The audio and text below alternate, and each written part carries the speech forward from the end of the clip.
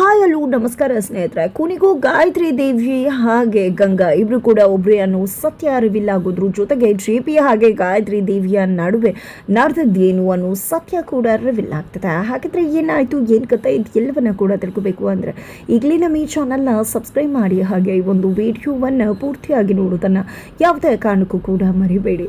ಇಲ್ಲಿ ಭಾರ್ಗವಿ ಮತ್ತು ಅರ್ಜುನ್ ಇಬ್ಬರ ನಡುವೆ JP ಹಾಗೆ ಗಾಯತ್ರಿ ದೇವಿಯ ವಿಷಯವಾಗಿ ಗಲಾಟೆ ಶುರುವಾಗಿದೆ. ಈ ಕಡೆ ಭಾರ್ಗವಿಯನ್ನ ಯಾವಾಗಲೂ ಕೂಡ ತುಂಬಾ ಪ್ರೀತಿಸೋ ಅರ್ಜುನ್, ಭಾರ್ಗವಿ ಪರ ನಿಂತ್ಕೊಳ್ಳುವ ಅರ್ಜುನ್ ಇವತ್ತು ಭಾರ್ಗವಿ ವಿರುದ್ಧವಾಗಿ ಸಿಡಿತೆತ್ತಾರೆ. ಬಿಕಾಸ್ ಇಲ್ಲಿ ತನ್ನ ತಂದೆ ತಪ್ಪು ಮಾಡಿಲ್ಲ ಅನ್ನೋದು ಅರ್ಜುನ್ಗೆ ತುಂಬಾ ಚೆನ್ನಾಗಿ ಗೊತ್ತದ. ಅದೇ ಕಾರಣಕ್ಕೆ ತನ್ನ ತಂದೆ ತಪ್ಪು ಮಾಡದೇ ಇದ್ರು ಗಾಯತ್ರಿ ದೇವಿ ಪರವಾಗಿ ನಿಂತು ತನ್ನ ತಂದೆಯನ್ನ ಕೋರ್ಟ್ಗೆ ಹಿಡಿದು ತರ್ತೀನಿ ಅಂತ ಹೇಳಿದಂತ ಭಾರ್ಗವಿಯ ಮಾತುಗಳು ನಿಜಕ್ಕೂ ಇಲ್ಲಿ ಅರ್ಜುನ್ಗೆ ಇಷ್ಟ ಆಗಲಿಲ್ಲ. ಹಾಗಾಗಿ ಭಾರ್ಗವಿಯ ವಿರುದ್ಧ ಅರ್ಜುನ್ ಸಿಡಿತೆತ್ತಾರೆ. ಇತ್ತ ಕಡೆ ಭಾರ್ಗವಿ ಗಾಯತ್ರಿ ಅಮ್ಮಂಗೆ ಅನ್ಯಾಯ ಆಗಿದೆ, ಹಾಗಾಗಿ ನಾನು ಅವ್ರಿಗೆ ನ್ಯಾಯ ಕೊಡಿಸ್ಬೇಕು ಅಂತಾನೆ ಕರ್ಕೊಂಡು ಬಂದಿರುವುದು, ಅವ್ರಿಗೆ ನ್ಯಾಯ ಸಿಗಲೇಬೇಕು ಅಂತ ಹೇಳ್ತಾಳೆ. ಜೊತೆಗೆ ಅವತ್ತು ಸಂಧ್ಯಾ ವಿಷಯದಲ್ಲೂ ಮಾವನ್ ತಪ್ಪಿದೆ ಅಂದ್ರೂ ಕೂಡ ನಿಮ್ಗೆ ಅರ್ಥ ಆಗ್ಲಿಲ್ಲ, ಅನಂತರ ಗೊತ್ತಾಗಿ ನೀವು ನನ್ನ ಪರ ನಿಂತ್ಕೊಂಡ್ರಿ ಅಲ್ವಾ, ಇವಕ್ಕೆ ಯಾಕೆ ಈ ರೀತಿ ಮಾತಾಡ್ತಿದ್ರ ಅಂತ ಭಾರ್ಗವಿ ಅರ್ಜುನನ್ನ ಪ್ರಶ್ನೆ ಮಾಡ್ತಾರ. ಅದಕ್ಕೆ ಇಲ್ಲಿ ಅರ್ಜುನ್ ಅವತ್ತು ಅಪ್ಪ ತಪ್ಪು ಮಾಡಿದ್ರು, ಅದಕ್ಕೆ ನಾನು ನಿಮ್ಮ ಪರವಾಗಿ ನ್ಯಾಯದ ಪರವಾಗಿ ನಿಂತದ್ದೆ. ಇವತ್ತು ಗಾಯತ್ರಿ ದೇವಿ ಕೂಡ ಅನ್ಯಾಯ ಮಾಡಿದೆ, ನ್ಯಾಯ ಮಾಡಿದ್ರೆ ಖಂಡಿತವಾಗ್ಲೂ ನಾನು ಅವರ ಪರವಾಗಿ ನಿಂತ್ಕೊತಿದ್ದೆ. ಆದರೆ ಇವತ್ತು ಅಪ್ಪ ತಪ್ಪು ಮಾಡಿಲ್ಲ, ಡ್ಯಾಡ್ ತಪ್ಪು ಮಾಡಿಲ್ಲ ಅನ್ನೋ ವಿಷಯ ನನಗೆ ತುಂಬ ಚೆನ್ನಾಗಿ ಗೊತ್ತದೆ. ಅದೇ ಕಾರಣಕ್ಕೆ ನಾನು ಡ್ಯಾಡ್ ಪರವಾಗಿ ನಿಂತಿರೋದು.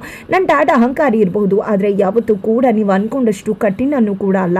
ನಾನು ಅವ್ರನ್ನ ಏನು ಎಂತು ಅಂತ ಹೇಳಿ ಮೊದಲಿಂದ ನೋಡ್ತಾ ಬಂದಿದ್ದೇನೆ. ನನ್ನ ಡ್ಯಾಡಿಗೆ ಏನು ಅನ್ನೋದು ನನಗೆ ತುಂಬ ಚೆನ್ನಾಗಿ ಗೊತ್ತದೆ. ಅವ್ರಿಗೆ ಸಿಟ್ಟು ಕೋಪ ಎಲ್ಲವೂ ಇರ್ಬೋದು, ಆದರೆ ನೀವು ಹೇಳೋ ರೀತಿ ಮತ್ತೊಬ್ಬರನ್ನ ಸಾಯಿಸುವಂಥ ಮಹಾನ್ ಕಿಡಿಕೇಡಿ ಅಂತೂ ಅಲ್ಲ, ಅದು ನನಗೆ ತುಂಬ ಚೆನ್ನಾಗಿ ಗೊತ್ತದೆ ಅಂತ ಹೇಳಿ ಅರ್ಜುನ್ ಹೇಳ್ತಾರೆ. ನೀವು ಯಾಕೆ ಆ ರೀತಿ ಮಾತಾಡ್ತಿದ್ರಾ, ನಿಮಗೆ ಹೇಗೆ ನಿಮ್ಮ ತಂದೆ ಮೇಲೆ ನಂಬಿಕೆ ಇದೆಯೋ ಹಾಗೆ ನಾನು ಗಾಯತ್ರಿ ಅಮ್ಮನ್ನ ನಂಬ್ತೀನಿ, ಅವ್ರಿಗೆ ಅನ್ಯಾಯ ಆಗಿದೆ ಅಂತ ಭಾರ್ಗವಿ ಹೇಳ್ದಾಗ, ಹೌದಾ ಹಾಗಿದ್ರೆ ಇಷ್ಟು ದಿನ ಇಲ್ಲದೆ ಇರುವಂತಹ ಗಾಯತ್ರಿ ದೇವಿ ಇದ್ದಕ್ಕಿದ್ದಾಗೆ ಹೇಗೆ ಬಂದರು, ಹೌದು ಅವ್ರಿಗೆ ನಿಜವಾಗ್ಲೂ ಅನ್ಯಾಯ ಆಗಿದೆ ಅನ್ನೋದೇ ಆಗಿದ್ರೆ ಅವ್ರು ಯಾಕೆ ನಿಮಗೆ ಸಿಕ್ಕಿ ಈ ಮನೆಗೆ ಬರಬೇಕಾಗಿತ್ತು, ಅವ್ರಿಗೆ ಈ ಮನೆಯವರಿಂದನೇ ತೊಂದರೆ ಆಗಿದೆ ಆದಮೇಲೆ ಅವರು ಪೊಲೀಸ್ ಸ್ಟೇಷನ್ಗೆ ಹೋಗ್ಬೇಕಿತ್ತಲ್ವಾ, ನ್ಯಾಯ ಬೇಕು ಅಂದಿದ್ರೆ ಅಲ್ಲಿ ಹೋರಾಟ ಮಾಡಬೇಕಿತ್ತಲ್ವಾ, ಕೋರ್ಟ್ಗೆ ಹೋಗ್ಬೇಕಿತ್ತಲ್ವಾ ಅಂತೆಲ್ಲ ಅರ್ಜುನ್ ಹೇಳಿದಾಗ ಭಾರ್ಗವಿಗೂ ಕೂಡ ಒಂದು ಕ್ಷಣ ಅನಿಸುತ್ತೆ. ತದನಂತರ ಅದೆಲ್ಲ ಬಿಡಿ, ಏನೋ ಆಗಿರಬಹುದು, ಅದನ್ನೆಲ್ಲ ವಾದ ಮಾಡ್ಕೊಂಡು ಕೂರೋಕ್ಕಾಗೋದಿಲ್ಲ, ಆದರೆ ಗಾಯತ್ರಿ ದೇವಿ ಅಮ್ಮನಿಗೆ ಮಾತ್ರ ಅನ್ಯಾಯ ಆಗಿದೆ, ಅವ್ರಿಗೆ ನ್ಯಾಯ ನಾನು ಕೊಡಿಸ್ತೀನಿ, ಅವರ ಪರವಾಗಿ ನಾನು ನಿಂತ್ಕೋತೀನಿ ಅಂತ ಹೇಳ್ತಾರೆ.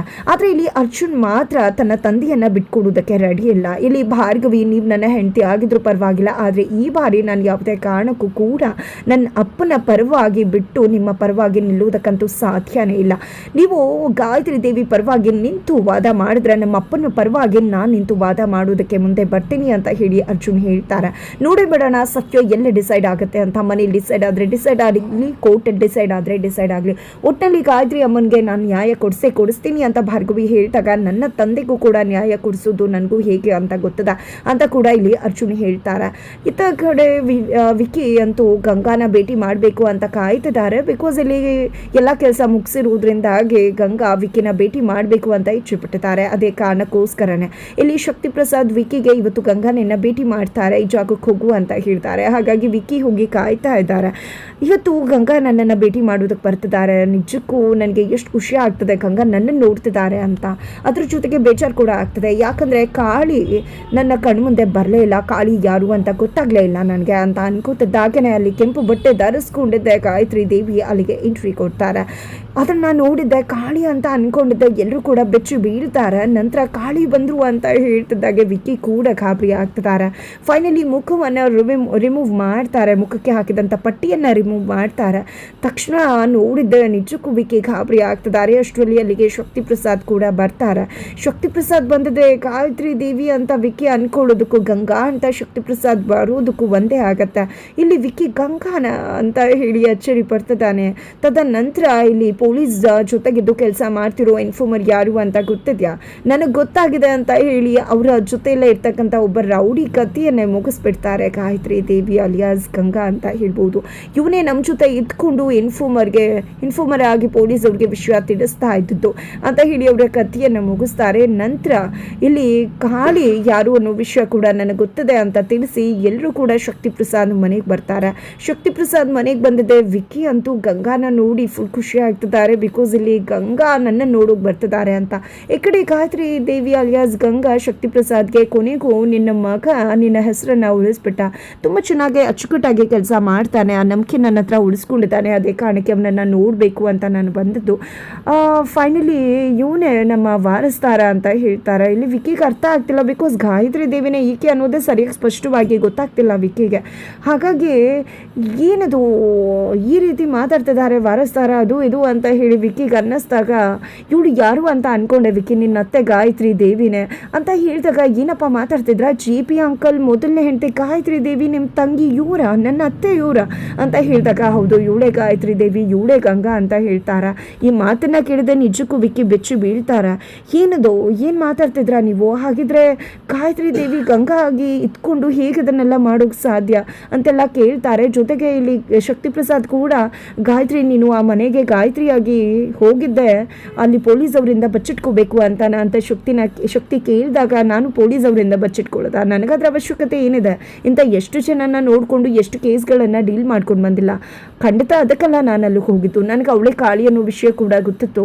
ಜೊತೆಗೆ ನಾನು ಅಲ್ಲಿ ಹೊಂಚೆ ಹಾಕಿ ಹೋಗಿದ್ದೆ ನನ್ನ ಕೆಲಸವನ್ನು ಸಾಧಿಸ್ಕೋಬೇಕು ಅಂತ, ಜೊತೆಗೆ ಆ ಕಾಳಿ ಕಥೆಯನ್ನು ಕೂಡ ಮುಗಿಸ್ಬೇಕಾಗಿತ್ತು ಅಂತ ಹೇಳಿ ಗಾಯತ್ರಿ ದೇವಿ ಹೇಳ್ತಾರೆ. ಹಾಗಿದ್ರೆ ಕಾಳಿ ಯಾರು ಅನ್ನೋದು ನಿನಗೆ ಗೊತ್ತಿದೆಯಾ ಅಂತ ಶಕ್ತಿ ಮತ್ತು ವಿಕಿ ಇಬ್ಬರು ಕೂಡ ಕೇಳಿದಾಗ ನನಗೆ ಗೊತ್ತಿದೆ ಅಂತ ಹೇಳಿ ವಿಡಿಯೋನ ಆನ್ ಮಾಡಿಸ್ತಾರೆ. ಅಲ್ಲಿ ಭಾರ್ಗವಿ ಮುಖ ಅರಿವಿಲ್ಲ ಆಗತ್ತೆ. ಇಲ್ಲಿ ಶಕ್ತಿ ಮತ್ತು ವಿಕಿ ಇಬ್ಬರು ಕೂಡ ಗಾಬರಿ ಆಗ್ತಿದ್ದಾರೆ. ಈಕೆನ ಕಾಳಿ ಅಂದಾಗ ಹೌದು ಇವಳೇ ಕಾಳಿ ಆಗಿರೋದು, ನೀವೇನು ಯೋಚನೆ ಮಾಡಬೇಡಿ, ನಾನೇ ಅಲ್ಲೇ ಇತ್ಕೊಂಡು ಅವಳು ಕಥೆಯನ್ನು ಹೇಗೆ ಮುಗಿಸ್ಬೇಕು ಅಂತ ನನಗೆ ತುಂಬ ಚೆನ್ನಾಗಿ ಗೊತ್ತು ಅಂತಾರೆ.